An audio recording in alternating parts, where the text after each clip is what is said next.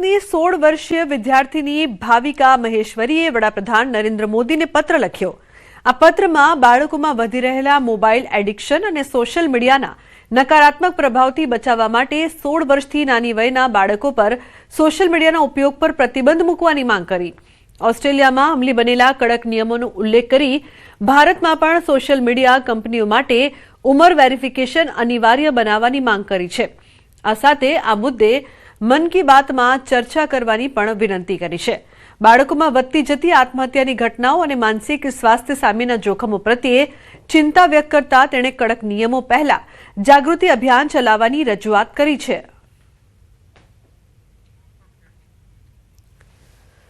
बच्चे ऑलमोस्ट 9-10 घंटे mobile phone को स्क्रॉल कर लेते हैं और उन्हें पता ही नहीं चलता है।